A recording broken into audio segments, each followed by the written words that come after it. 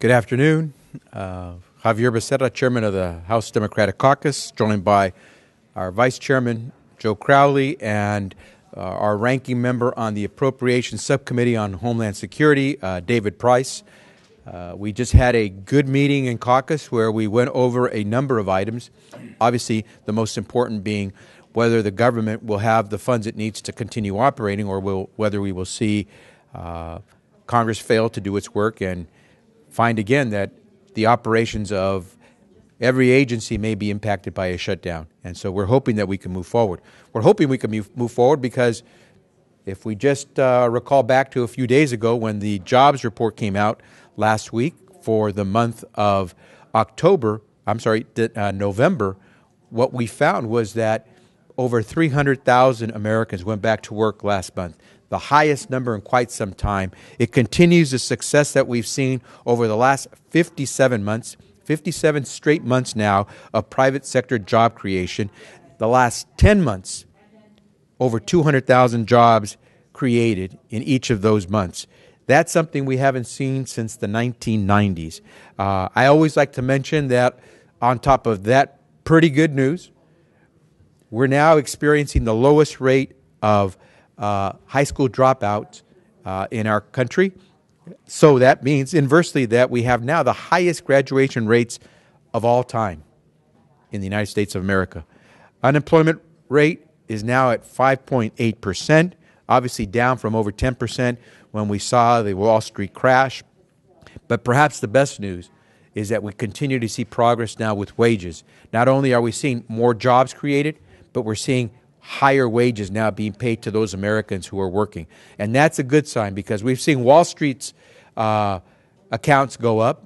We've seen the Dow increase dramatically. We've seen corporate profits go way up. We've seen CEO salaries go way up. What was missing in that equation was the average American seeing his or her wages go up as well. And since they are the dynamism of our economy, the middle class is the engine of our growth, many of us were hoping that we would finally begin to see the progress made with regard to the money that Americans take home. And obviously this is a season where Americans really count on the money they take home. I will finally add that it doesn't hurt that the price of gasoline has dropped pretty dramatically. We have seen America's production of energy increase pretty dramatically over the last several years. The President's policies to try to help us with energy prices have been not only fruitful, but have helped Americans actually celebrate the holidays a little bit better. We hope that continues. I do want to add, though, that as much as all of this is pretty good news, we see, whether it's in New York or in Missouri, there are Americans who are a little concerned. When we say justice for all, I think each and every one of us wants to make sure that it's not just a slogan that we use here in America, but that we truly mean justice for all. And there are quite a few Americans today who are wondering, does our criminal justice system work the same for everyone, and will there truly be justice for all? That's a serious issue which we want to make sure that is taken up as well. I'll close by saying this. With the progress that we've seen made, let's not forget that one of the other successes of our nation has been that we've dropped the rate of uninsurance for health care in America pretty dramatically in just 1 year.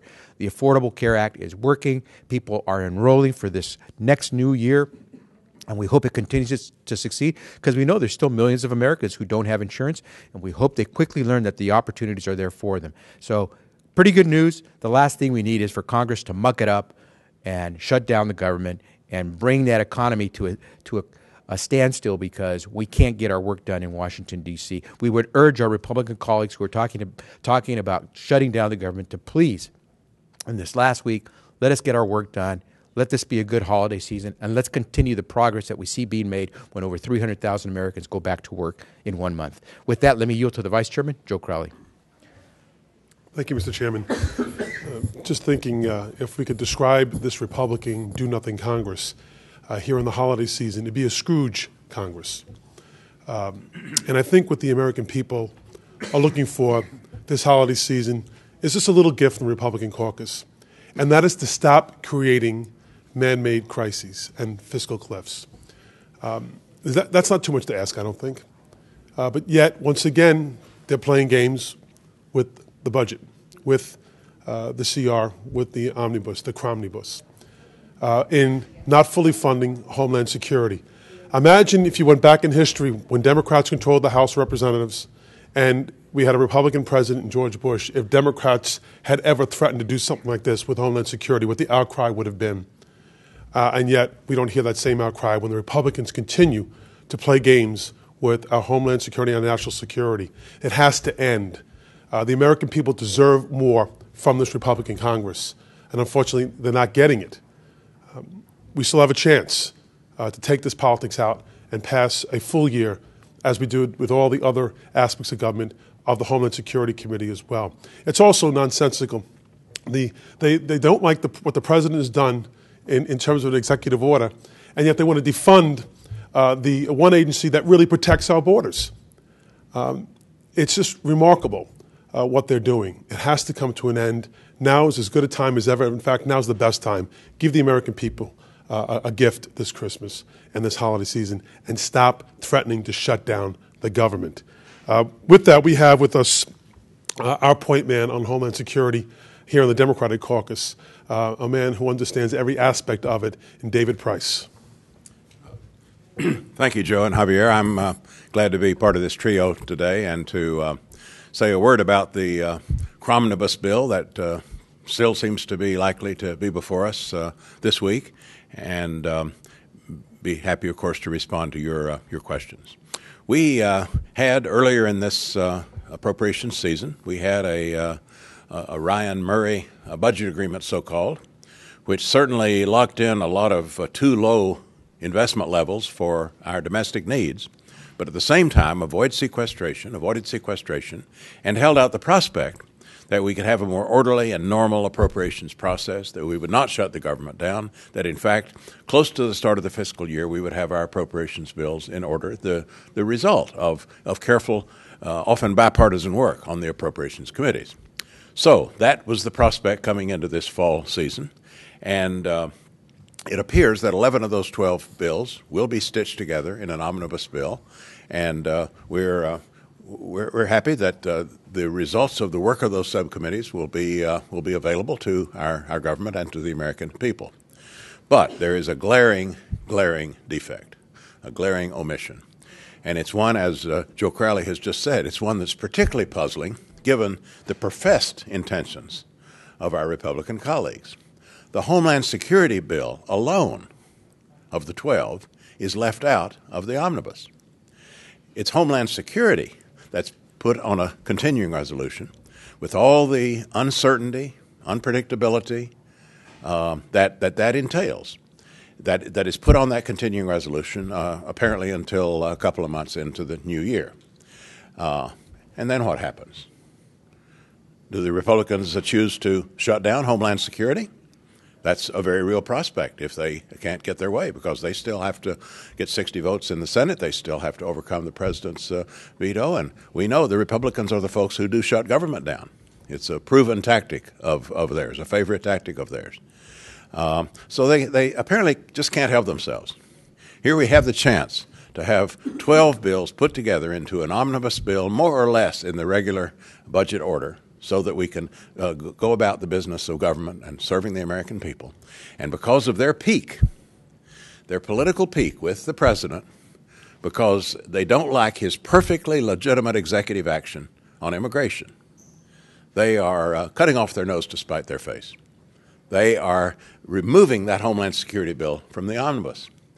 Secretary Johnson was just with us in our caucus meeting, and he reiterated, of course, that this is a very damaging thing to do. We have a lot of work that needs to be done down at the White House to improve security. The Secret Service tells us that. We have a procurement schedule to stick to with the Coast Guard. Above all, and this is the most puzzling thing given where the Republicans are coming from, we have some additional needs in immigration enforcement and border security.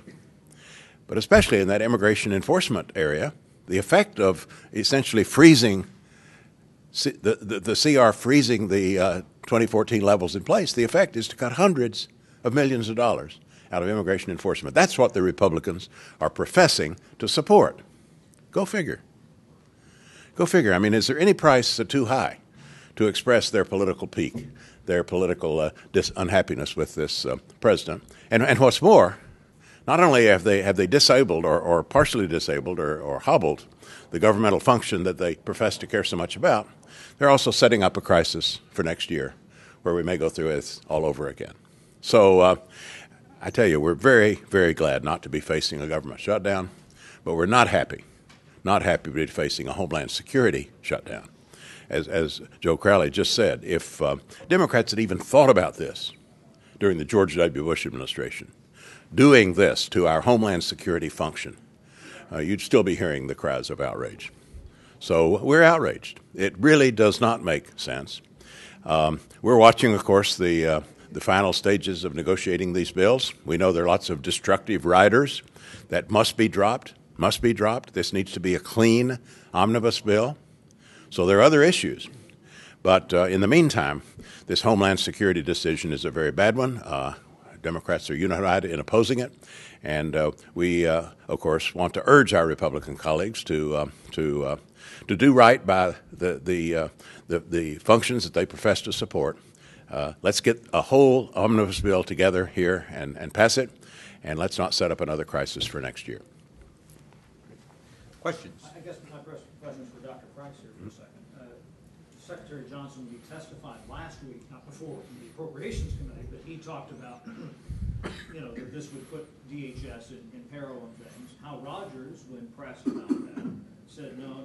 He said he has the money and has the agility to go through that. Can you explain, since this is your subcommittee, where the problem is and where the distance is between Johnson and Rogers as it comes to that money, at least through February or March?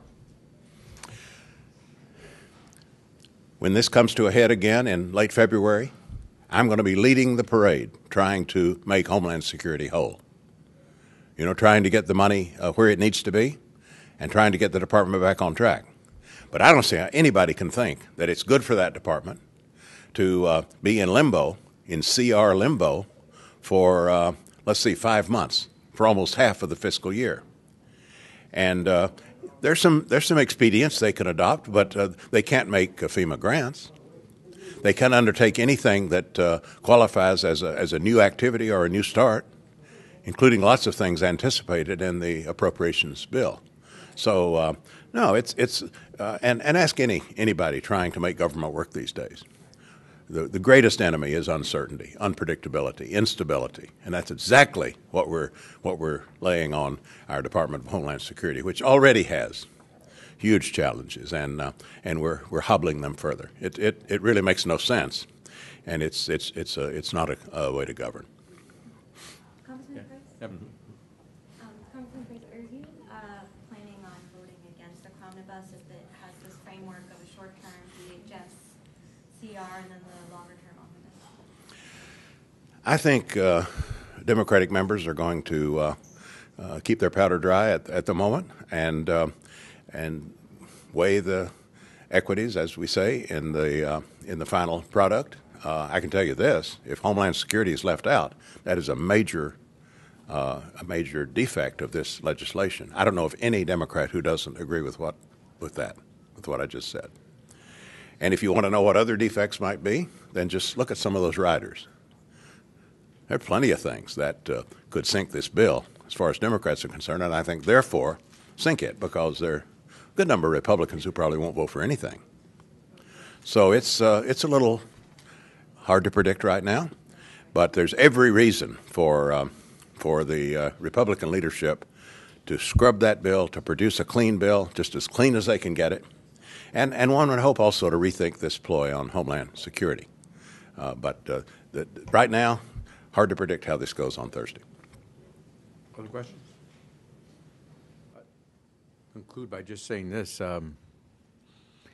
If the Republicans decide to play games with the funding for our Homeland Security, that's a breach of the agreement that was reached before. No one contemplated, when the agreement on the budget was reached last year that helped us reopen the government from the Republican shutdown, that Republicans would get to then decide which agencies they would allow to continue to function. And to play this game with the Homeland Security Department seems about as wrong-headed as you can get. I don't know about you, but telling the Homeland Security Department that they can't reach new contracts to hire people to secure our border, to tell them they can't move forward with reforms within the Secret Service at a time not only when we saw the lapses at the White House, but at a time when we're going to have candidates campaigning for president who will need to have Secret Service protection. It just seems like we're back where we were last year when the government shut down because there were people who believed that they could play games with the budget. And so I think most of us as Democrats recognize that this is a game that's being played on the Republican side of the aisle. We'd like to, as I think Mr. Price has indicated, move forward with the deal that was reached to keep the government operating, and it'd be very unfortunate if this, I call it a crummy bus, I don't call it the crumnibus, it's a crummy bus, if this is what we get coming forward is, once again, these games that are being played where there are some people who drive these agendas and try to get things into a funding bill, a budget bill, that have nothing to do with the dollars that our services require in order to get out there, in this case, protect our homeland. And so we hope that in the next couple of days, sanity will prevail. But then again, we've seen this movie before. Thank you.